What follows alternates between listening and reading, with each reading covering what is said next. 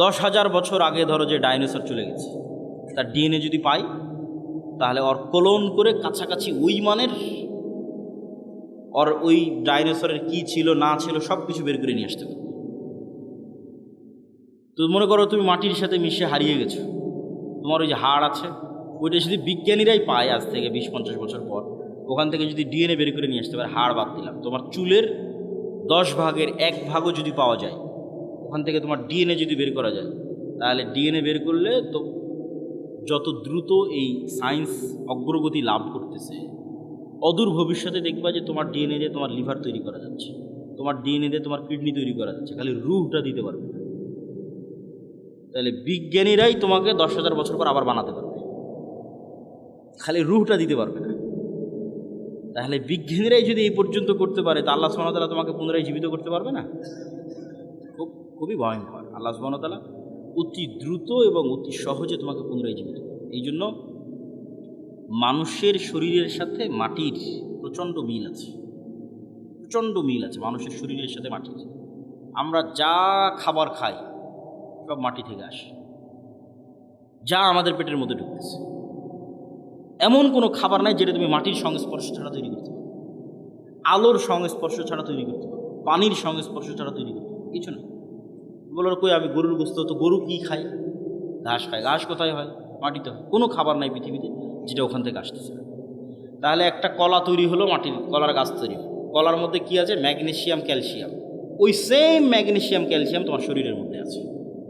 তাহলে ওই ম্যাগনেসিয়ামটা মাটির থেকে আসতেছে। তাহলে মাটির ম্যাগনেসিয়াম আর তোমার শরীরের ম্যাগনেসিয়াম সেম। আজকে আল্লাহ ওই কলা তোমার শরীরের মধ্যে দিয়ে এখানে কোষ তৈরি করতেছে, ব্লাড তৈরি করতেছে, এই কোষ এই সেম ব্লাড ওই মাটির মধ্যেই তৈরি হয়ে যাবে। কিনা সেম জিনিস ওখান থেকে এখানে আসতেছে। শুধু আল্লাহ এই শরীরের উপযুক্ত করার জন্য গাছগুলোকে তৈরি করে দিয়েছে, যাতে সরাসরি মানুষ মাটি খেতে পারবে না, ওখান থেকে ওই মাটির রস শুষেনে যে কলা হবে সেটা মানুষ খেতে পারবে, ওইটা রস শুষেনে যে আম হবে সেটা খেতে পারবে। কিন্তু ওই আমের মধ্যে যে ভিটামিন আছে ওই ভিটামিন মাটি থেকে এসেছে, ওইটা আমার সেম শরীরের মধ্যে আছে। তাহলে আমার শরীরের মধ্যে যা যা আছে তা মাটিতেও আছে। তাহলে মাটিতে সেল তৈরি করা মানে শরীরের কোষ তৈরি করা, মাটির মধ্যে কোষ তৈরি করা, মাটির মধ্যে ব্লাড তৈরি করা, এটা অনটুর ব্যাপার, সেকেন্ডের ব্যাপার। এই জন্য কবর থেকে মানুষ তরতর তরতর করে তরতাজা গাছের মতো পরকালে কবর থেকে উঠে আসবে, মাটি থেকে উঠে আসবে। তো সম্মানিত উপস্থিতি, তাহলে আপনি গায়েবের ওপর যতক্ষণ ইয়াকিন তৈরি না করবেন ততক্ষণ আপনি সঠিক সিদ্ধান্ত নিতে পারবেন না। আপনার কাছে মনে হবে এই দুনিয়াই আমার কাছে সব কিছু, অতএব আপনার সকল সিদ্ধান্ত হবে দুনিয়ামুখী। আর যখন আপনি মনে করবেন যে না এই দুনিয়া আমার কাছে কিছুই নয়, আসলে আমার প্রকৃত বসবাসের জায়গা জান্নাত, অতএব আমাকে এখানে বসে থেকে জান্নাতে ঘর বানাতে হবে, আমাকে এখানে বসে থেকে জান্নাতের বাগানে গাছ লাগাতে হবে, আমার স্থায়ী থাকার জায়গা হচ্ছে জান্নাত। এই কল্পনাটা যেই দিন যত মজবুত হবে তত গোলামি থেকে মুক্তির রাস্তা সহজ হবে। এই কল্পনাটা মজবুত হওয়া জরুরি। আল্লাহ সূরা বুরুজের মধ্যে বলছেন ওমা নাকামু মিনহুম ইল্লা ইউমিনু বিল্লাহিল আজিজিল হামিদ, যে সূরা বুরুজের ঘটনায় পুরো একটা এলাকার মানুষকে জ্বলন্ত আগুনে নিক্ষেপ করে দেওয়া হয়েছে, হয় ঈমান পরিত্যাগ করো না হলে আগুনে ঝাঁপিয়ে পড়ে মরে যাও। তো মা তার কোলের সন্তান সহ আগুনে ঝাঁপ দিয়ে পড়ে যাচ্ছে। এটা কেমনে সম্ভব? এটা সম্ভবের একটাই রাস্তা, ওরা যে আগুনে ঝাঁপ দিচ্ছে ওই আগুনকে ওরা নিশ্চিত জান্নাত মনে করতেছে, আর বাড়িতে ফিরে গেলে যে এসি ফ্রিজ ফ্যানের বাতাস আছে ওইটাকে ওরা নিশ্চিত জাহান্নামের আগুন মনে করতেছে। শুধু মনে করা নয়, ইয়াকিনের লেভেলে ওদের বিশ্বাস। ফলত ওরা আগুনে ঢুকতেছে না জান্নাতে ঢুকতেছে? জান্নাতে ঢুকতেছে। এটা ছাড়া আপনি ঢুকতে পারবেন না, এই লেভেলের ইয়াকিন ছাড়া আপনি ঢুকতে পারবেন না। ওরা তো আগুনে ঢুকতেছে না, জান্নাতের মধ্যে ঢুকতেছে, দেখতে পাচ্ছে এটা জান্নাত। এই সেম পরীক্ষা তো দাজ্জালের পরীক্ষা এরকমই হবে। দাজ্জালের জান্নাত হবে জাহান্নাম, দাজ্জালের জাহান্নাম হবে জান্নাত। তাহলে আপনি যেদিন এই পরিমাণের কল্পনায় যেতে পারবেন যে আমার স্থায়ী শান্তিটা কোথায়, আমার স্থায়ী আরাম কোথায়, আমি যদি আজকে আমার বাপ মা থেকে আলাদা হয়ে যাই, আমি যদি আজকে আমার ছেলে মেয়ে থেকে আলাদা হয়ে যাই, আর যদি জীবনে কোনো দিন আমার বাপ মায়ের সাথে দেখা না হয়, আমার আর যদি জীবনে কোনো দিন ভাই বোনের সাথে দেখা না হয়, আমার যদি আর জীবনে কোনো দিন আমার আত্মীয় স্বজন পাড়া প্রতিবেশী ছেলে মেয়ে স্ত্রী পুত্রের সাথে দেখা না হয়, তাহলে এর চেয়ে কষ্টের পৃথিবীতে আর কিছু নয়। এটা তাহলে কোনো জীবনই হলো না। বরং যদি এর বিপরীতটা হতো, যে এই যমুনা নদীর পাড়ে আমার একটা বিশাল বাড়ি থাকলো, বাংলো বাড়ি, আর সেই বিশাল বাংলো বাড়িতে আমি স্থায়ীভাবে আমার ছেলে মেয়ে স্ত্রী পুত্র বাপ মা সবাইকে নিয়ে, কোনো মৃত্যু নেই, কোনো অসুখ নেই। ছোটোবেলায় যেরকম যমুনা নদী থেকে একটু গোসল করতাম, ওরকম মাঝে মধ্যে গিয়ে গোসল করে আসবো, একটু মাছ ধরতাম, মাঝে মধ্যে একটু মাছ ধরে আসবো, নৌকা চালাতাম, মাঝে মধ্যে একটু নৌকা চালিয়ে আসবো। আর এই জীবনটা পার্মানেন্ট। এইটা যদি তোমার কাছে মনে হয় যে এটা জীবনের সবচেয়ে বড় সফলতা, তাহলে এটা জান্নাতে সম্ভব। সবাই যদি জান্নাতে যায়, তাহলে সবাইকে নিয়ে স্থায়ী পার্মানেন্টলি জান্নাতে এটা বাস্তবায়ন করা সম্ভব। তো এই জন্য মানুষের প্রকৃত জীবন হচ্ছে জান্নাতের জীবন। আর দুনিয়ার জীবনটা কেমন? আমি আজকে যেমন রাজশাহী থেকে অথবা ঠাকুরগাঁ দিনাজপুর থেকে এখানে এসেছি, 10টার 9:30 দিকে পৌঁছেছি, 11:30 12টার মধ্যে বের হয়ে যাব। এইখানে যে আমি 1-1.5 ঘন্টা আছি, আর আপনারা যারা এখানে বক্তব্য শুনতে এসেছেন 1-1.5 ঘন্টা আছেন, এই 1-1.5 ঘন্টার সময় যেমন, এই পুরো 60 বছরের সময় তেমন। এটা সফরের মধ্যে একটা যাত্রা বিরতি। সফরটা শুরু হয়েছে যেদিন আল্লাহ রূহ তৈরি করেছে, এই সফরটা শেষ হবে জান্নাতে এবং জাহান্নামে যাওয়ার মধ্যে। তাহলে লম্বা সময়ের মধ্যে এই 60 বছর অতি ছোট। ঠিক এই পুরো 60 বছরের মধ্যে এখনকার 1-1.5 ঘন্টা যত ছোট। এবং মানুষ যখন পরকালে উঠবে, তখন মানুষের কাছে এটাই মনে হবে যে আমরা দুনিয়াতে মনে হয় 1-1.5 ঘন্টা ছিলাম। কোরআনের আয়াতের অনুবাদ, যে মানুষেরা বলবে যে আমরা দুনিয়াতে মনে হয় 1 দিন বেঁচেছিলাম, হাফ দিন বেঁচেছিলাম, অথচ বেঁচেছে 60-70 বছর। ইসরাফিলকে রেডি করা আছে, সামনে বাঁশি আছে, বাঁশিতে ফু দিবে, আওয়াজ তৈরি হবে, আওয়াজে আসমান জমিন ভেঙে যাবে, আওয়াজে পাহাড় আকাশে উঠতে থাকবে, আওয়াজে চন্দ্র সূর্য নক্ষত্র রাজি ভেঙে চূর্ণ বিচূর্ণ হয়ে যাবে। কিয়ামত কায়েম হবে আওয়াজে। গেল উদাহরণ নাম্বার 1। উদাহরণ নাম্বার 2, কিয়ামতের পূর্বে যখন সবাই মারা যাবে, সবার মৃত্যু হবে, আরশ বহনকারী ফেরেশতার মৃত্যু হবে, জিবরাইল, মালাকুল মউত, সবার মৃত্যু হবে। মৃত্যু হওয়ার পর শুনশান নীরব পৃথিবী। ওয়ায়াবকা ওয়াজহু রাব্বিকা যুল জালালি ওয়াল ইকরাম কুল্লু মান আলাইহা ফান। সব শেষ হয়ে গেছে, শুধু মহান আল্লাহ রব্বুল আলামিন, রব্বুল ইজ্জাত, তিনি আছেন। কতদিন এভাবে থাকবে রব্বুল ইজ্জাত জানে, রব্বুল আলামিন জানে। তারপরে উনি যখন পৃথিবীর সব মানুষকে কিয়ামত কায়েম করতে চাইবেন, তখন ইসরাফিলকে জীবিত করে আবার ওই বাঁশিতে ফু দিতে বলবেন। সেখান থেকে একটা আওয়াজ তৈরি হবে, আওয়াজে দুনিয়ার সব মানুষ কবর থেকে উঠে কিয়ামতের মাঠের দিকে উলঙ্গ অবস্থায় দৌড়াতে থাকবে। তাহলে আওয়াজ কত পাওয়ারফুল,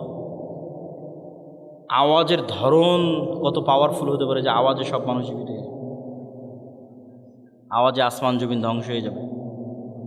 আওয়াজ যে শক্তিশালী, শব্দ যে শক্তিশালী, বাক্য যে শক্তিশালী, সাউন্ড যে শক্তিশালী, এর আরেকটা উদাহরণ দিয়ে এই পর্বের আলোচনা শেষ করি।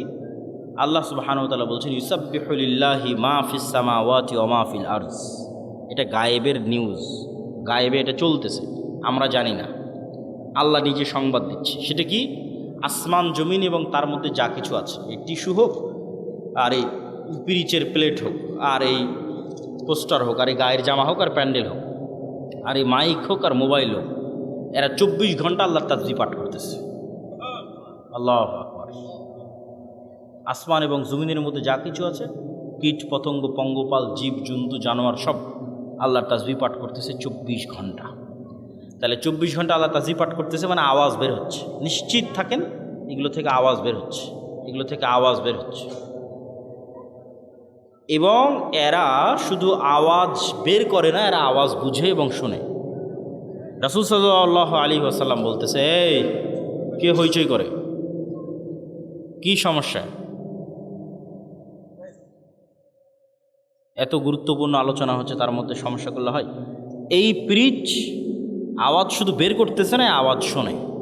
রাসূল সাল্লাল্লাহু আলাইহি ওয়াসাল্লাম বলতেছে, মুয়াজ্জিন যখন আজান দেয়, যতদূর পর্যন্ত তার আওয়াজ যায়, প্রত্যেকটা জীব জন্তু, জড়বস্তু, জড় পদার্থ, কীট পতঙ্গ, পঙ্গপাল, ধূলিকণা, বালিকণা, সব ওই আওয়াজ বুঝে কিয়ামতের মাঠে সাক্ষী দিবে। আল্লাহু আকবার।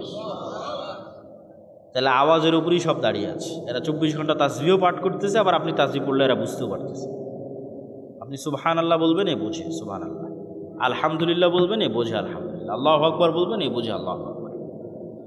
এই জন্য জিকির খুবই পাওয়ারফুল। আর এই জন্য আল্লাহ সুবহানাহু ওয়া তাআলা উম্মতে মুহাম্মাদিকে যেই নিয়ামতটা দিয়েছেন, এটা পৃথিবীর সবচেয়ে শক্তিশালী। মুসা আলাইহি সালাতু ওয়াসসালামের লাঠি এবং ঈসা আলাইহিস সালাতু ওয়াসসালাম যে জীবিতকে মৃত করতেন, আর অন্ধকে চক্ষুষ্মান করতেন, টাক মাথায় হাত দিলে চুল গজিয়ে যেত, এগুলো সবগুলোর চেয়ে পাওয়ারফুল হচ্ছে এই কোরআন। যতক্ষণ অর্থনৈতিক মুক্তি না হয়, রাসূলুল্লাহ সাল্লাল্লাহু আলাইহি ওয়াসাল্লাম যখন প্রথম মক্কা থেকে হিজরত করে মদিনায় গেলেন, তখন মদিনার সকল অর্থনৈতিক লেনদেনের কেন্দ্র, কন্ট্রোল ইহুদিদের হাতে।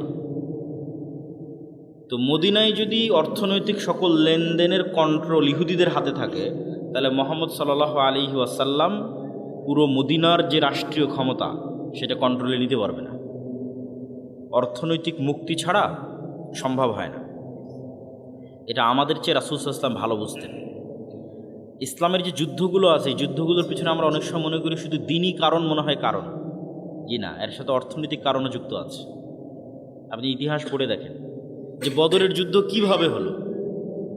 আমরা মনে করি যে না, কাফের মুশরিকদের সাথে মুসলমানদের যুদ্ধ হচ্ছে, তো হবেই, অথচ বদরের যুদ্ধ হওয়ার অন্তত 50% কারণ অর্থনৈতিক। আপনাকে যদি আমি উদাহরণ দিয়ে বুঝাই তাহলে বুঝতে পারবেন। এখান থেকে কেবলা কোন দিকে? এই দিকেই যদি কেবলা হয় তাহলে আমরা ধরে নিলাম এইটা হচ্ছে মদিনা আর এইটা হচ্ছে মক্কা। এই মোবাইল বা এই মাইক্রোফোনটা এটা হচ্ছে মক্কা, এটা হচ্ছে মদিনা। আর ওই যে যেখানে আপনার ডায়েরিটা আছে, ওই ডায়েরিটা আরও আগায় দেন, ওইটা হচ্ছে সিরিয়া, শাম। আর এই ধার দিয়ে এটা হচ্ছে সমুদ্র, লোহিত সাগর, লম্বা লোহিত সাগর। ওই পারে মিশর, যে পারে ক্যামেরাগুলো আছে ওপারে মিশর, মিশরের উপরে আছে ভূমধ্য সাগর। এই সমুদ্রের ধার দিয়ে যে রাস্তা, এই রাস্তা দিয়ে এই মক্কার কাফের মুশরিকরা ব্যবসা করতে যায় সিরিয়াতে। মুহাম্মদ সাল্লাল্লাহু আলাইহি ওয়াসাল্লাম নিজেও ব্যবসা করতে গেছে তার চাচা আবু তালেবের সাথে, আরও অনেকজনের সাথে সিরিয়াতে ব্যবসা করতে গেছে এই রাস্তা ধরে, সমুদ্রের ধারের রাস্তা ধরে। এখন মুহাম্মদ সাল্লাল্লাহু আলাইহি ওয়াসাল্লাম মক্কা থেকে হিজরত করে চলে এসেছে মদিনায়। আর মুহাম্মদ সাল্লাল্লাহু আলাইহি ওয়াসাল্লাম যদি এই রাস্তা কেটে দেয়, এরা কোন দিক দিয়ে ব্যবসা করবে? বুঝেন না মনে হয় আমার কথা কি বোঝা যায়? তো মুহাম্মদ সাল্লাল্লাহু আলাইহি ওয়াসাল্লাম একদল সাহাবীকে আদেশ দিয়ে রাখলেন, এই রাস্তা দিয়ে যেন কোনো ব্যবসায়িক পণ্য না যায়, কাট অফ। মক্কার মানুষের মাথা নষ্ট হয়ে গেল। শুধু মুহাম্মদ সাল্লাল্লাহু আলাইহি ওয়াসাল্লাম যদি শুধু দাওয়াত দিতেন, এত দ্রুত যুদ্ধ হতো না। কিন্তু যখন অর্থনীতির পেটে যখন গিয়ে আঘাত পড়ল, তখন তো যুদ্ধ অবশ্যম্ভাবী। তখন আবু জাহাল দেখলো যে মদিনা যদি পাওয়ারফুল হয়, আমাদের তো ব্যবসা স্থায়ীভাবে বন্ধ। কেননা এই মদিনা রাষ্ট্র পাওয়ারফুল মানে এই সমুদ্রের এই রাস্তার কন্ট্রোল মদিনা রাষ্ট্রের যে প্রধান তার হাতে। তাহলে মুহাম্মদ সাল্লাল্লাহু আলাইহি ওয়াসাল্লামের সাথে চুক্তি করা ছাড়া তো আমরা ব্যবসা করতে সিরিয়া যেতে পারবো না। অতএব শুরুতেই মদিনাকে ধ্বংস করে দাও। তখন ওরা নিজেরা জোরপূর্বক এই মক্কা থেকে গিয়ে বদরের যুদ্ধ হয়। বদরের যুদ্ধ সমুদ্রের ধারে হয়েছে। বদরের যুদ্ধ এই মদিনার সরাসরি মদিনাতে হয়নি, মদিনা থেকে 150-200 কিলোমিটার দূরে গিয়ে এই সমুদ্রের রাস্তার পাশে একটু দূরে যুদ্ধ হয়েছে। তো এটা বলার উদ্দেশ্যটা কি, যে অর্থনৈতিক গুরুত্বটা বুঝেন, যে টাকা পয়সার গুরুত্বটা কি। মুহাম্মদ সাল্লাল্লাহু আলাইহি ওয়াসাল্লাম যখন মদিনায় আসলেন, এসে দেখলেন যে মদিনার সকল টাকা পয়সার কন্ট্রোল ইহুদিদের হাতে। তো আচ্ছা, একটু আমি আগিয়ে নিচ্ছি, সমস্যা নেই। অর্থনীতির কন্ট্রোল ইহুদিদের হাতে। তখন মুহাম্মদ সাল্লাল্লাহু আলাইহি ওয়াসাল্লাম এই মক্কা থেকে যে মুহাজিরেরা গেছে, এরা সবাই বিজনেসম্যান। মুহাম্মদ সাল্লাল্লাহু আলাইহি ওয়াসাল্লাম নিজেও বিজনেসম্যান। লিইলাফি কুরাইশ ইলাফিহিম রিহলাতা শিতা ওয়াস সাইফ, এই সূরাতেই ব্যবসার যাত্রার কথা বলা আছে। তো কুরাইশরা ব্যবসায়ী জাতি, ব্যবসা করে খায়। আর মদিনার আনসারীরা আপনাদের মতো কৃষিকাজ করে, তারা ব্যবসা বোঝে না বা কম বোঝে, ব্যবসা নিয়ে তাদের লেনদেন কম, তারা কৃষিকাজ নিয়ে ব্যস্ত থাকে। তো এই যে মক্কা থেকে যে সাহাবীরা হিজরত করে আল্লাহর নবীর সাথে মদিনায় গেল, তারা সবাই ব্যবসা বুঝত।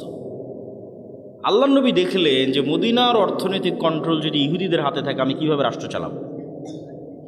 তখন আল্লাহর নবী আনসারীদের বললেন, এই শোনো, তোমাদের যা জমি জায়গা আছে, যা টাকা পয়সা আছে, তা ভাগ ভাগ করে একটা অংশ মুহাজির যারা খালি হাতে আসছে মক্কা থেকে, এদেরকে দিয়ে দাও। এরা ব্যবসা বুঝে, এরা ব্যবসা করতে পারবে। রাসূল সাল্লাল্লাহু আলাইহি সাল্লামের কথা শুনে আনসারীরা তাই করলেন। সবাই কেউ নিজের সম্পদের অর্ধেক, কেউ নিজের সম্পত্তি 3 ভাগের 1 ভাগ মুহাজিরদের দিয়ে দিলেন। আর মুহাজিরেরা ব্যবসা বুঝে ওরা ব্যবসা শুরু করে দিল। অল্প কয়েকদিনের মধ্যে উসমান ইবনে আফফান, আব্দুর রহমান ইবনে আউফ, জুবাইর ইবনুল আওয়াম, এরা হচ্ছে কোটিপতি সাহাবী, মাল্টি বিলিয়নার সাহাবী। এরা রাসূল সাল্লাল্লাহু আলাইহি ওয়াসাল্লামের জীবদ্দশাতেই কোটিপতি হয়ে গেছিল। তো এরা যদি কোটিপতি না হতো তাহলে ওই মদিনার অর্থনীতির কন্ট্রোল কাদের হাতে থাকতো? ইহুদিদের হাতে। এখন কি সমস্যা হতো, খালি একটা উদাহরণ বলি। মদিনায় গিয়ে যখন প্রথম রাসূল সাল্লাল্লাহু আলাইহি ওয়াসাল্লাম মসজিদে নববী তৈরি করে, তখন মসজিদে নববীর সামনের কুয়ার মালিক ইহুদি। সামনের কুয়ার মালিককে ইহুদি। আজকেও সৌদি আরবের সবচেয়ে বড় সমস্যা পানি। আজ থেকে 1400 বছর আগে তাহলে কত সমস্যা হতে পারে পানি নিয়ে। তো এখন এই মসজিদে নববীতে যারা সালাত আদায় করতে আসবে এদের উজু করা লাগবে। তো উজু করতে এদের অনুমতি নিতে হবে কার? ইহুদির। তাহলে মাথাটা নত কার হচ্ছে? মুহাম্মদ সাল্লাল্লাহু আলাইহি ওয়াসাল্লামের। নত হচ্ছে না যে ইহুদি তোমার এখানে আমার উম্মত উজু করবে, একটু অনুমতি দাও। তাহলে অর্থনৈতিক মুক্তি ছাড়া মাথা উঁচু হয় না। মুহাম্মদ সাল্লাল্লাহু আলাইহি ওয়াসাল্লাম বললেন, কে আছে এমন যে এই কুয়া কিনে দিতে পারবে আল্লাহর সন্তুষ্টির জন্য? জান্নাত।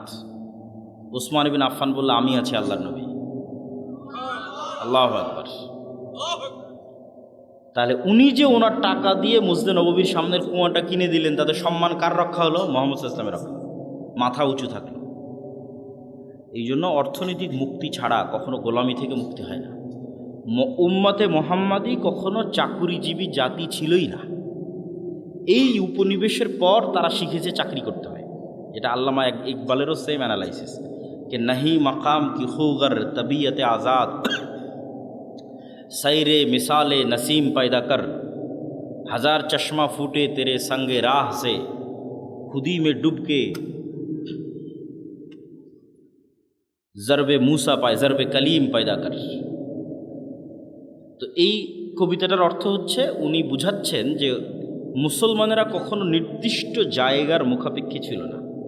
আপনি সব সাহাবীর জীবনী উঠিয়ে দেখেন যে সাহাবীদের 100%-এর 80% নিজ এলাকায় মারা যায়নি, 70% 60% নিজ এলাকায় মারা যায়নি। ধরেন জন্ম হয়েছে মক্কায় অথবা মদিনায়, তারপরে ইসলামিক খেলাফতের রাষ্ট্রের সীমানা যত বাড়তে থেকেছে, কেউ দাওয়াত নিয়ে চলে গেছে মিশরে। যেমন আবদুল্লাহ ইবনে আমর ইবনে আস চলে গেছে মিশরে, আবদুল্লাহ বিন আব্বাস চলে গেছে মক্কায়, আবদুল্লাহ বিন মাসউদ চলে গেছে কুফায়। তাহলে যতদূর পর্যন্ত ইসলামের রাষ্ট্র বাড়তে থেকেছে, এরা কোরআন এবং হাদিসের দাওয়াত নিয়ে ততদূর পর্যন্ত যেতে থেকেছে। কেউ কখনো মনে করেনি যে না আমাকে এখানেই থাকতে হবে। তো মরু যাযাবরেরা কখনো নির্দিষ্ট জায়গার মুখাপেক্ষী হয় না। আর মুসলমানেরা ব্যবসায়ী জাতি, যতদূর পর্যন্ত ইসলাম গেছে তার 50% যদি হয় যুদ্ধ, তো 50% ব্যবসা। যেমন মালয়েশিয়া, ইন্দোনেশিয়া, ব্রুনাই, এগুলোতে কোনো দিন যুদ্ধ হয়নি ইসলামের নামে। তাহলে ওরা ইসলাম গ্রহণ করলো কীভাবে? আরব ব্যবসায়ীরা ব্যবসা করতে করতে চলে গেছে মালয়েশিয়া, ব্যবসা করতে করতে চলে গেছে ইন্দোনেশিয়া, ব্যবসা করতে করতে চলে গেছে ব্রুনাই। ব্যবসা করতে গিয়ে সেখানে মানুষজন তাদের আচার আচরণ, সত্যবাদিতা, ন্যায়পরায়ণতা দেখে ইসলাম গ্রহণ করেছে, এলাকাকে এলাকা, এলাকাকে এলাকা। তো মুসলমানেরা ব্যবসায়ী জাতি। ব্যবসা ছাড়া টাকা ইনকাম করে আপনি দান করতে পারবেন না শান্তি মতো। আর জান্নাত শুধু ইবাদত দিয়ে জান্নাত 100% কনফার্ম করা কঠিন। আবার শুধু পাপ মুক্ত থাকার চেষ্টা করেও 100% জান্নাত কনফার্ম করা কঠিন। যেমন এখানে কেউ দাঁড়িয়ে বলা কঠিন যে আমি আমার জীবনে এক ওয়াক্ত সালাত কাজা করিনি, অথবা এটা দাঁড়িয়ে বলা খুব কঠিন যে আমি প্রত্যেক 5 ওয়াক্ত সালাতের শুরু থেকে শেষ পর্যন্ত শুধু আল্লাহর কথা স্মরণে রাখি, আর কারো কথা, দুনিয়ার কোনো কথা আমার মাথায় আসে না। এটা বলা কঠিন। তাহলে কেউ কিয়ামতের মাঠে দাঁড়িয়ে আল্লাহকে বলতে পারবে না যে আল্লাহ আমি এক ওয়াক্ত সালাত কাজা দিইনি, অথবা আমাকে জান্নাতে দিতেই হবে। এই চ্যালেঞ্জ দেওয়া কঠিন, জান্নাত দিতেই হবে। অথবা কেউ দাঁড়িয়ে বলবে যে আল্লাহ আমি একটাও গুনাহ করিনি, আমাকে জান্নাত দিতেই হবে, এটাও চ্যালেঞ্জ দেওয়া কঠিন। তাহলে জান্নাতে যাওয়ার জন্য আল্লাহর রহমতের ভিখারি। আল্লাহ ভালো মতো ইবাদত করতে পারিনি, অনেক গুনাহ করেছি, ক্ষমা করে দাও, আল্লাহ দয়া করলে এবার জান্নাত। কিন্তু জান্নাত কনফার্ম করার দুইটা রাস্তা আছে, চ্যালেঞ্জ, যে জান্নাত আমারই, যাবই। একটা হচ্ছে জীবন আল্লাহর রাস্তায় দিয়ে শহীদ হয়ে যাওয়া, এটা কনফার্ম 100%। শহীদের রক্ত জমিনে পড়ার আগে তার যদি ইবাদতেরও কোনো কমতি থাকে ওটাও মাফ, আর যদি কোনো গুনাহ থাকে ওটাও মাফ।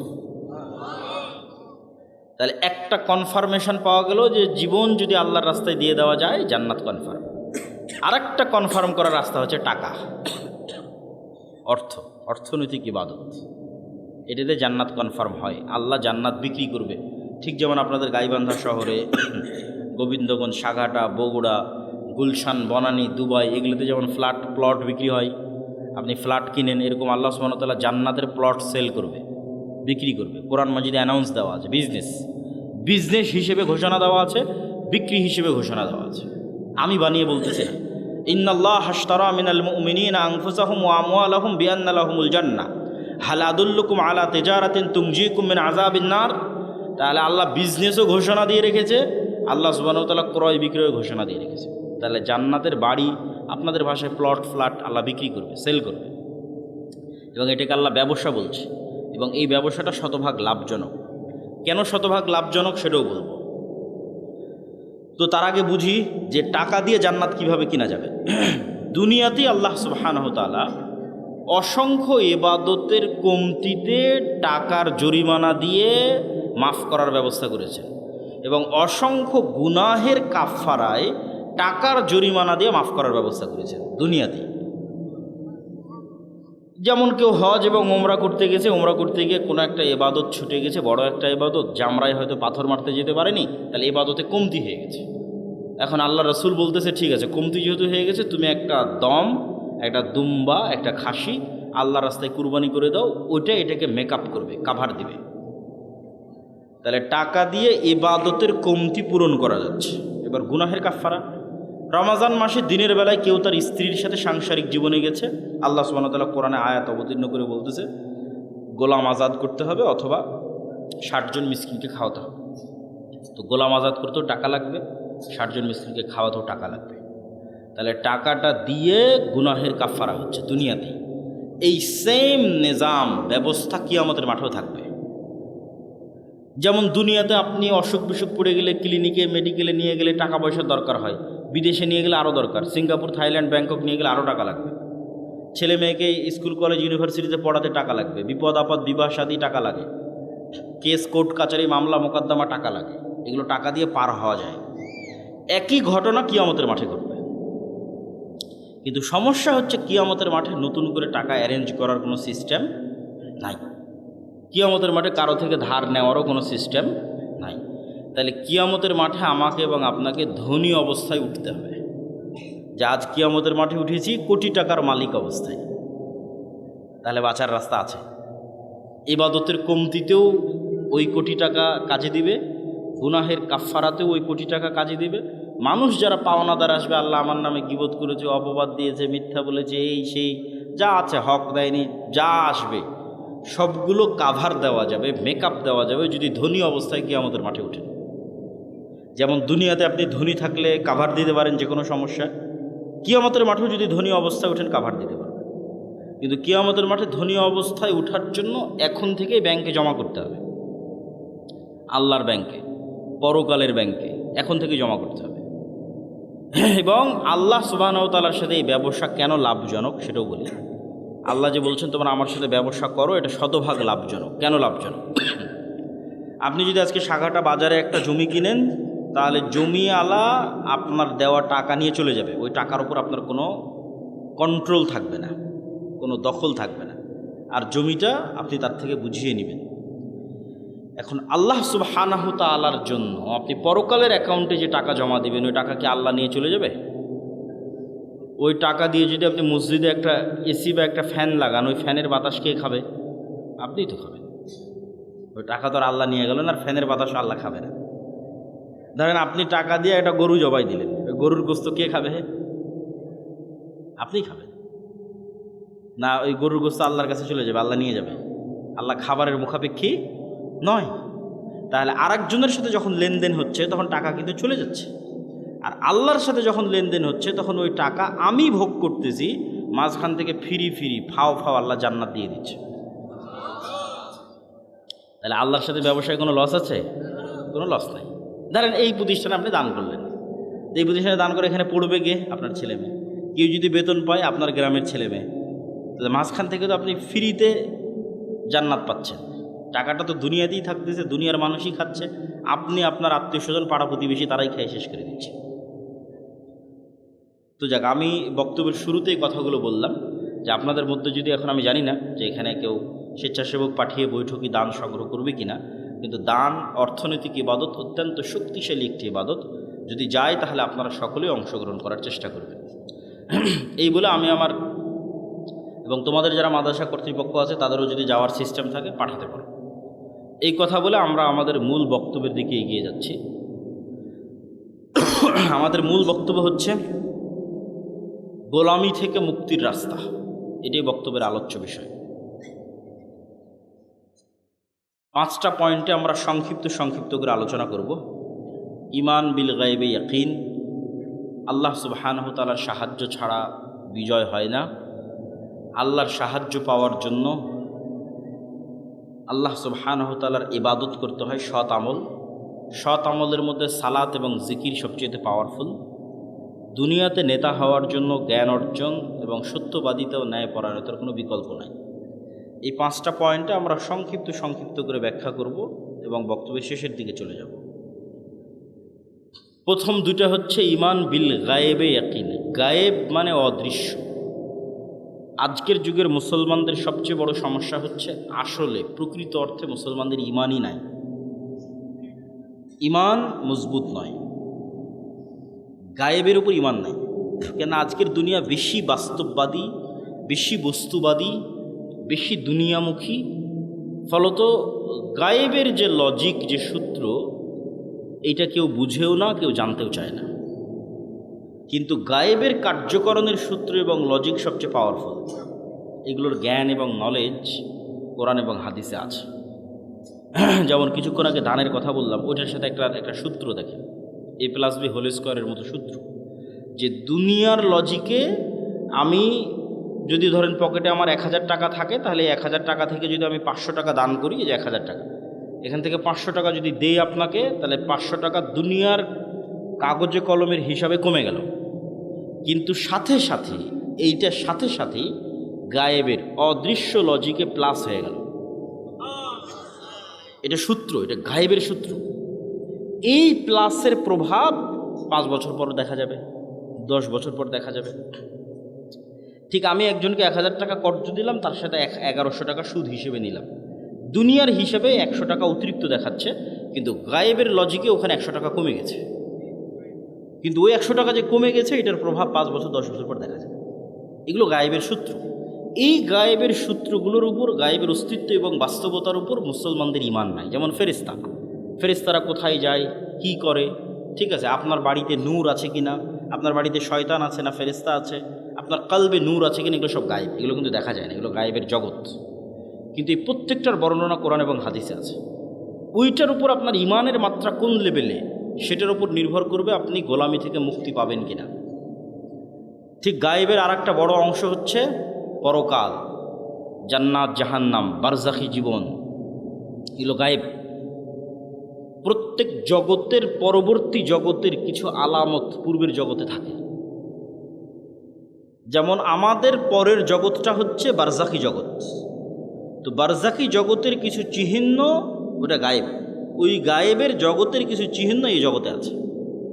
সেটা হচ্ছে ঘুম। প্রতিদিন আমরা একবার করে বারজাখি জগতে চলে যাই, বা বারজাখি জগতের একটা স্বাদ নিয়ে আসি। মৃত্যুর পরবর্তী জীবনটাও এরকম, কিয়ামত হওয়ার আগ পর্যন্ত। এই জন্য ঘুমানোর সময় আমরা কি বলি, যে আল্লাহুম্মা বিইসমিকা আমুতু, হে আল্লাহ আপনার নামে ঘুমাতে যাচ্ছি। জি না, এটার অনুবাদ হচ্ছে হে আল্লাহ আপনার নামে মৃত্যুবরণ করতে যাচ্ছি, মরতে যাচ্ছি। ঠিক পরের দিন সকালে যখন ঘুম থেকে উঠি, তখন কিন্তু এটা বলা নাই যে আল্লাহ আপনার রহমত, আপনার দয়া, ঘুম থেকে উঠলাম। জি না, আহইয়ানা বাদামা আমাতানা, হে আল্লাহ মরে গেছিলাম, মরা থেকে বেঁচে উঠলাম। কি অনুবাদ দেখেছেন? দোয়ার অনুবাদ কি ভয়ঙ্কর, যে হে আল্লাহ মরে গেছিলাম, মরা থেকে সকালবেলা বেঁচে উঠলাম। তাহলে ওই যে মারা গেছিলাম রাতের বেলা, এটাই বারজাখি জগতের হালকা স্বাদ পরের জগতে। মানে আপনার মরার পরে কি হবে, ওই গায়েবের জগতের কিছু আলামত এই জগতে আপনি প্রতিদিন দেখতে পাচ্ছেন। এখন যারা ঘুম চলে গেছে, এদের মধ্যে একদল মানুষের স্থায়ী মৃত্যু হয়ে যাবে ঘুমের মধ্যে। কেন আল্লাহ সুবহানাহু ওয়া তাআলা প্রত্যেক ঘুমন্ত বান্দার রূহকে তার নিকটে টেনে নেন। প্রত্যেক ঘুমন্ত বান্দার, পবিত্র কোরআনের আয়াত। যাদের বাঁচিয়ে রাখতে চান, তাদের রূহগুলো আবার ফেরত দিয়ে পাঠান যখন তারা ঘুম থেকে ওঠে। তো রূহ মানে হচ্ছে দেখা, শোনা এবং চিন্তা করার শক্তি। এটা রুহ থেকে আসা। এই জন্য আমরা যখন ঘুমাই তখন আমার দেখার শক্তিও নাই, আমার শোনার শক্তিও নাই, আমার চিন্তা করার শক্তিও নাই, তাহলে এখন আমার রুহ নাই। শরীরের সাথে একটা সম্পর্ক বজায় রেখে বের হয়ে গেছে, হালকা একটা সম্পর্ক বজায় রেখে বের গেছে। ওই সম্পর্কটা যদি আল্লাহ কাট করে দেয়, এটা স্পট ডেড, আর উঠতে পারবে না পরের দিন সকালে। কিন্তু রুহের প্রকৃত কাজ হচ্ছে দেখা, শোনা, চিন্তা করা, এটা রুহের প্রকৃত কাজ। ঘুমের সময় যখন এই কাজগুলো অফ হয়ে যায় তখন রুহ বের হয়ে যায়। ঠিক এবার বারজাকি জগতে যখন আপনি চলে গেছেন, তখন পরের জগতের কিছু আলামত আপনি কবরের জগতে পাবেন। মানে পরের জগৎটা তো জান্নাত এবং জাহান্নাম, কিয়ামতের পরের যে জান্নাত জাহান্নাম, তখন কবরে থাকা অবস্থাতেই জান্নাতের মৃদু আবহাওয়া আসবে, তাহলে আলামত দেখাচ্ছে যে এর পরের যে জগৎ, সে জগতে তুমি জান্নাতে যাবা, সেটার কিছুটা আলামত নেও। যেমন দুনিয়াতে থাকতে তুমি ঘুমের মাধ্যমে পরের জগতের কিছু আলামত নিতা, এখন তুমি বারজাকি জগতে আছো, এখানে থাকা অবস্থায় এর পরের জগতের কিছু আলামত নেও। যদি জাহান্নামের হয়, শাস্তিযোগ্য বান্দা হয়, তাহলে জাহান্নামের গরম বাতাস আসতে থাকে তার কবরে। সরাসরি কিন্তু ওকে জাহান্নামে দেওয়া হয়নি, সরাসরি জান্নাতে দেওয়া হয়নি, কিন্তু তার পরের জগতে কি হবে তার কিছু ফিলিংস সে ওখানেই পাচ্ছে। এবং মানুষের আমলের ধরন অনুযায়ী এই রূহগুলো বিভিন্ন পর্যায়ে থাকে, আমলের ধরন অনুযায়ী। যেমন যারা শহীদ, তাদের রূহগুলো পাখি হিসেবে জান্নাতে উঠতে থাকে এবং খাবারও গ্রহণ করতে থাকে, ইউরজাকুন, রিজিক দেওয়া হয়। তাহলে যারা শহীদ হয়ে গেল, এদের রূহ পাখি হিসেবে জান্নাতে উঠতেছে। এদের চেয়েতেও যারা শ্রেষ্ঠ, শহীদদের চেয়েতেও যারা টপ লেভেলের রূহ, তারা আল্লাহ সুবহানাহু ওয়া তাআলার আরশের নিচে ঝুলন্ত অবস্থায় থাকে বারজাকি জগতে। এদের চাইতেও যারা টপ লেভেলের শ্রেষ্ঠ, তারা হচ্ছে নবীরা। তারা দুনিয়া থেকে মৃত্যুবরণ করেছে, কিন্তু নবীদের বারজাকি জগতের জীবনযাপন আরও উন্নত পর্যায়ের, মানে কোয়ালিটি আরও বেশি। কোয়ালিটিটা কেমন? রাসূলুল্লাহ সাল্লাল্লাহু আলাইহি ওয়াসাল্লাম যখন গেলেন, প্রথম আসমান, দ্বিতীয়, তৃতীয়, চতুর্থ, পঞ্চম, ষষ্ঠ, সপ্তম, সব আসমানে নবীদের সাথে কথা হয়েছে। তো নবীরা তো মরে গেছে দুনিয়াতে, তাহলে ওখানে কীভাবে কথা হচ্ছে? নবীদেরকে সাথে করে না সালাত কীভাবে হচ্ছে? তথা নবীদের বারজাকি জগতের যে জীবন, সেটা বারজাকি জগতে আর যত রূহ আছে তাদের চেয়ে টপ কোয়ালিটির জীবন, যেখানে ইবাদত করাও সম্ভব, যেখানে কথা বলাও সম্ভব। মুসা আলাইহিস সালাম তো কতদিন আগে মরে গেছে, কিন্তু মুসা আলাইহিস সালামের সাথে মুহাম্মদ সাল্লাল্লাহু আলাইহি ওয়াসাল্লামের দেখা হচ্ছে মেরাজের সফরে এবং কথা বলতেছে। তো এটা হলো বারজাকি জগতের জীবন, যেটা কিয়ামতের পূর্ব পর্যন্ত এবং মৃত্যুর পরে। তাহলে এগুলো তো গায়েব। এই গায়েবগুলোর উপর আপনার ঈমান, ইয়াকিন কোন পর্যায়ের, আপনি কোন জায়গা থেকে এগুলোর উপর ঈমান রাখেন? এগুলো কি আপনি চোখে দেখতে পাওয়ার মতো ঈমান রাখেন, না বাস শুনলাম দেখলাম শেষ? যতক্ষণ পর্যন্ত চোখে দেখতে পাওয়ার মতো ঈমান অর্জন এই জিনিসগুলোর উপর না হবে, ততক্ষণ পর্যন্ত গোলামি থেকে মুক্তির রাস্তা তৈরি হবে না। এই জন্য ঈমান মজবুত করা সবচেয়ে জরুরি। আর যদিও আজকের দুনিয়ার বস্তুবাদী জগতে মনে হচ্ছে যে বস্তুবাদী জগতে কিভাবে গায়েবের উপর ঈমান রাখা যায়, কিন্তু আমি চিন্তা করে দেখলাম যে এই বস্তুবাদী জগতে গায়েবের উপর ঈমান মজবুত করার আরও বেশি রাস্তা তৈরি হয়েছে। আমার চিন্তা, আমি উল্টাভাবে চিন্তা করেছি যে মানুষ মনে করতেছে যে সে মোবাইলের আনন্দ বিনোদনের মধ্যে ডুবে যাচ্ছে, মদ, জুয়া, আড্ডা, পৃথিবীতে এমন কোনো গুনাহের রাস্তা নেই যেটা বর্তমানে উন্মুক্ত হয়নি, ফলত সে কীভাবে গায়েবের উপর ইয়াকিন রাখবে? গায়েবের তো কোনো আলামত কোথাও দেখাই যায় না। কিন্তু আমি চিন্তা করে দেখলাম যে না, আমরা আধুনিক যুগে যা যা ব্যবহার করতেছি তা আমাকে গায়েবের প্রতি ইয়াকিন তৈরি করতে আরও বাধ্য করা উচিত। কিভাবে আপনাকে বলি, আজ থেকে 100 বছর আগে এই সাঘাটার কোনো মানুষকে যদি এখন জীবিত করা হয়, 100 বছর আগে এই প্রোগ্রামে নিয়ে এসে বসানো হয় মুরব্বির জায়গায় দিয়ে, তাকে আমি বলবো যে মুরব্বি, আমি এখন যে কথা বলতেছি আমার এই কথাটা না 1000 কিলোমিটার দূরে আমেরিকাতে এখন বাজতেছে, এখন আমার এই কথা উড়ে গিয়ে আমেরিকাতে এখন বাজতেছে, কয়েক হাজার কিলোমিটার দূরে। মুরব্বি তো বিশ্বাস করতে পারবে না যে বলে এখানে, বলবে এখানে, বাজবে লন্ডনে সাথে সাথে, কি কেমনি সম্ভব? এ তো গায়েব। এটা কিন্তু 100 বছর আগে এটাই গায়েব, 100 বছর আগে এটাই গায়েব। অথচ আমি কথা বললে আমার এই কথা উড়ে আমেরিকা, পৃথিবী যেদিন সৃষ্টি হয়েছে সেই দিন থেকেই যায়। বুঝেননি মনে হয় আমার কথা? এটা মানুষ জানতো না। এটা তো আলোর গতির মধ্যে, আলোর মধ্যে ডাটা ট্রান্সফার হয়, এই জ্ঞান মানুষের ছিল না। কিন্তু ট্রান্সফার তো ভাই যেই দিন থেকে আল্লাহ পৃথিবী সৃষ্টি করেছে সেই দিন থেকেই হয়। মানে আমি এখান থেকে বলবো আর এটা আলোর গতির সাথে আমার এই কথা সারা পৃথিবীতে ঘুরতেছে, বা আলো যতদূর পর্যন্ত যাচ্ছে আমার এই কথা অতদূর পর্যন্ত যেতে থাকতেছে, এটা যেই দিন থেকে পৃথিবী আল্লাহ সৃষ্টি করেছে সেই দিন থেকেই হয়। তাহলে এটা আমাদের জন্য কি ছিল? গায়েব ছিল। বলেন তো এটা আমাদের জন্য কি ছিল? গায়েব ছিল, তখন জানতাম না। তাহলে এইটা যদি সম্ভব হয় যে কথা বলবো এখানে আর আলোর গতিতে সেই কথা গিয়ে বাজবে আমেরিকায়, এবং আমেরিকায় বসে মানুষ শুনতেছে, এখন লন্ডনে বসে মানুষ শুনতেছে, আপনারা টিভি মোবাইলে ব্যবহার করতেছেন, তাহলে এটা ব্যবহার করা অবস্থায় আপনি কিভাবে বিশ্বাস করতেছেন যে এই কথা আল্লাহ শুনতেছে না? বলেন আল্লাহু আকবার। আপনি মোবাইল ব্যবহার করা অবস্থায় মানুষ আপনার কথা শুনে নিচ্ছে, মানুষের তৈরি করা যন্ত্র দিয়ে আমার এখনকার কথা মানুষ শুনে নিচ্ছে ইংল্যান্ডে বসে থেকে, আমেরিকায় বসে থেকে, আর আমি বিশ্বাস করতেছি আরে আমি যে কথা বলছি এটা তো মনে হয় আল্লাহ শুনতে পাচ্ছে না। তাহলে আপনি আধুনিক প্রযুক্তির প্রত্যেক যে জিনিস ব্যবহার করতেছেন ওই জিনিসে এবার এই স্টাইলে চিন্তা করবেন যে মানুষ যদি এই পর্যন্ত করতে পারে তাহলে আল্লাহ কোন পর্যন্ত করতে পারে। তাহলে আপনি যত চিন্তা করবেন তত গায়েবের উপর আপনার ইয়াকিন বাড়বে। যেহেতু ভয়ঙ্কর আমরা গেড়াকলে ফেসে গেছি। বর্তমান বিজ্ঞান এটাই বলতেছে যে কাফা বিনাফসিকাল ইয়াউমা আলাইকা হাসিবা, যে আজকে তোমার হিসাবের জন্য তুমি যথেষ্ট। আলজামনাহু তায়রাহু, মানুষের সাথে মানুষের পাখিকে আমি মানুষের ঘাড়ের সাথে বেঁধে দিয়েছি, শাব্দিক অনুবাদ করলাম। তো কেমনে মানুষ তার হিসাবের জন্য নিজেই সে যথেষ্ট, আলাদা করে হিসাব করা লাগবে না, এইটার একটু দু একটা উদাহরণ দেই।